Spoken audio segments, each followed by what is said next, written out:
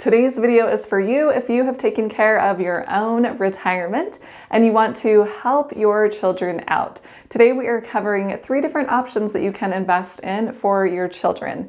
I am Tiffany Thomas, your wealth mentor. I achieved financial freedom in my 30s and became a millionaire at 40. I'm here to help you do that even earlier and easier and without bias. I do not work for any financial institution or any third party. I am just sharing the knowledge that I have learned along the way, so I'm not trying to recommend anything that is not going to be in your best interest. All right, so in today's video, I want to cover the 529 college savings plan, and then I want to cover a custodial account or a UTMA or UGMA, and then also a trust. We're going to discuss these 3 different accounts and the pros and cons of each one, and that way you can decide which one you want to invest in for your own child. The first one we are going to talk about is the 529 college savings plan. This one is in particular saving for your child's educational expenses. That's what this plan is for. So you can invest money into the stock market and certain funds that your provider offers. And you will pay taxes when you put that money in. And some states do have a tax benefit for the state taxes, if there's state taxes in your state. And then you'll pull money out tax-free for educational expenses. That could be for college tuition or even a trade school, or expenses for attending these different facilities, like if you have to buy a laptop or you have room and board expenses, or you have to pay for books, things like that. Those can also be used out of this plan. And then you can, if you are planning to pull this out for any other expenses that is not related to educational expenses, you will pay taxes on the capital gains and a 10% penalty. So be aware of that.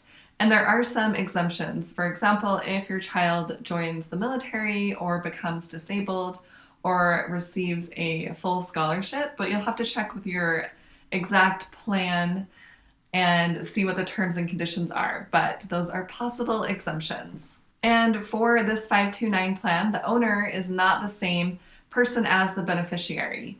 So if you yourself are setting this up for one of your children, you're going to be the owner, and then your child is going to be the beneficiary. And then the plan remains in the name of the owner, for example, you, regardless of the age of the beneficiary. So it's not owned by the student or by your child.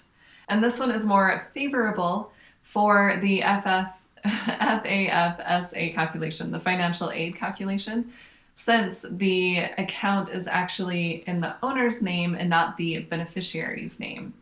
And you can change the beneficiary. For example, if you have another child and you decide you want to switch this plan over to them, you could do that. And then the beneficiary has no say in how the money is invested or spent. So the owner has the control over those 2 things. And of course, we still need to be spending on the educational expenses for the beneficiary. And then also, this one is pretty cool. This rule that starts in 2024 states that you can roll your 529 over to a Roth IRA. So for people that were setting these accounts up and their children weren't going to college, then they didn't know what to do with this money. So this new rule was implemented. And there are some rules that go along with this. For example, the lifetime maximum to transfer to a Roth IRA is $35,000. And then the account must have existed for at least 15 years. And then no contributions or earnings on contributions from the last 5 years can be transferred. And the transfers are subject to annual Roth IRA contribution limits. And right now in 2023, it is $6,500 if you're under the age 50. But there's no upper income constraint. So even if you are making a lot of money, you can still do this transfer. And then you can contribute up to $17,000 if you're single, or $34,000 if you are married, per recipient, without it counting toward your lifetime gift tax exemption or sending a form to the IRS. So if you don't want to send a form to the IRS, or you don't want to contribute toward your lifetime gift tax exemption, then you want to contribute only up to $17,000 per recipient. And actually, the lifetime gift exemption is $12.92 million, or $25.8 million if you are married in 2023. So that's a pretty high amount. So if you are thinking, I don't think I'll get close to that 12.92 million, you can definitely contribute more than 17,000 per year. Just be aware you'll need to send a form to the IRS, and it will go towards that lifetime gift exemption. And then also just another side note, the 529 account could be super funded. So you could do 5 years worth of contributions all at once. And if you are interested in that, definitely look up the details, but I just wanted to make a note of that. Okay, and now let's go to the custodial account, which is also called a UGMA or a UTMA, depending on which state you are in. But essentially, this is just a way for a child to receive gifts directly. It's another way. And this does not have to be spent just on educational expenses. But with the custodial account, once the child is 18 or 21, depending on your state, the funds in this account become the child's assets. So then the child can spend however they would like to at age 18 or 21, depending on which state you're in. While the recipient is still a minor, the funds must be used to benefit the child, or your child can actually sue you, and this does happen, unfortunately. So when you have this plan set up, you can't take it back. You can't take the money out and put it somewhere else. You can't, buy a car for yourself or take a family trip somewhere with this money, but you can use it to pay for your child's medical bills or paying for something directly related to your child. That's fine. And then on this account, when you're applying for financial aid, the custodial account is the asset of the student. So that's going to affect how much financial aid they will qualify for. It would probably be less if there is a significant amount in the custodial account. And then also the custodial accounts are in the child's name, which can put a family in a higher income bracket. But the thing is, a portion up to $1,250 in 2023 of any earnings from a custodial account may be exempt from federal income tax.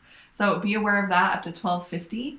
And then any earnings in excess of the exempt amount, that $1,250, may be taxed at the child's tax rate, which is generally a lot lower than the parent's tax rate, right? Because the parent's usually making more money or just having taxable income, where the child may not have any taxable income. And then again, you can contribute up to that $17,000 or $34,000 if you're married without sending a form to the IRS, and then that does not go toward your lifetime gift exemption. And then I wanted to share this really cool bonus with you. So if your child does have earned income, for example, if you have your own business and you are paying your child to work in your business, then you could set up a custodial Roth IRA. And the contribution limit would be just the standard amount, $6,500 in 2023. And then earnings of most children are so low, they pay little to no income taxes. And the contributions to the custodial Roth IRA can be taken out at any time without penalty, not the earnings, but the contributions. And then after being funded for 5 years, the child can take out up to $10,000 in their earnings to buy a first home, tax and penalty free. And then Roth IRA earnings can be used for qualified education expenses, such as college tuition. And then earnings distributed will be taxed as income, but there will be no penalty. So those are just some cool benefits of setting up a custodial Roth IRA if your child does have taxable income. And then I want to talk about a trust now. And this is a more expensive option. Usually you have to get a lawyer to help you set up a trust. And then the terms can include how to use the trust and distribute the assets at an appointed time. For example, it can be structured to last the child's lifetime or until whatever age the donor prefers, whatever you prefer. So if you didn't want them taking out money at age 21, you could say, all right, they can start taking money out at age 25, but maybe only a certain percentage.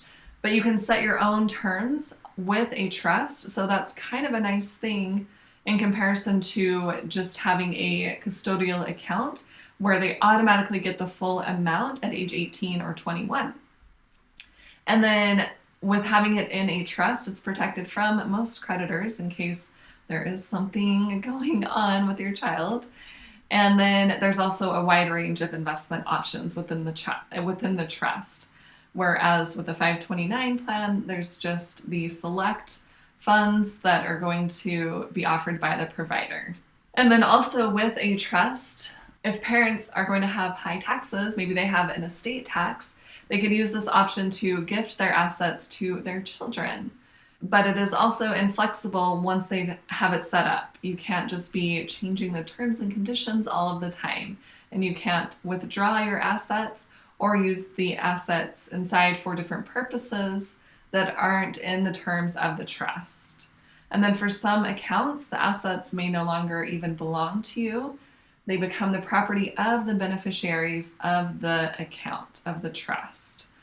And then again, you can contribute up to that $17,000 without it going toward your lifetime gift tax exemption or sending a form to the IRS. And then there is an exception to this. You can look up the Crummy Trust, kind of a funny name. But if you are looking to invest a lot more for your children or beneficiaries within a trust, you can definitely look up the exception about the Crummy Trust. I'm not going to go into detail in this video about that. So those are just 3 different options that you can do in order to help your child start to build wealth when they are young.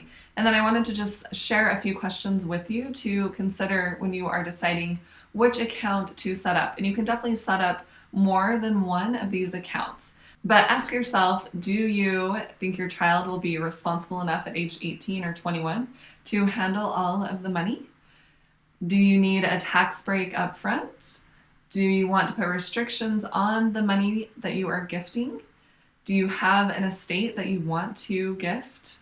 Do you think your child will go to college? Do you think your child will need to qualify for financial aid?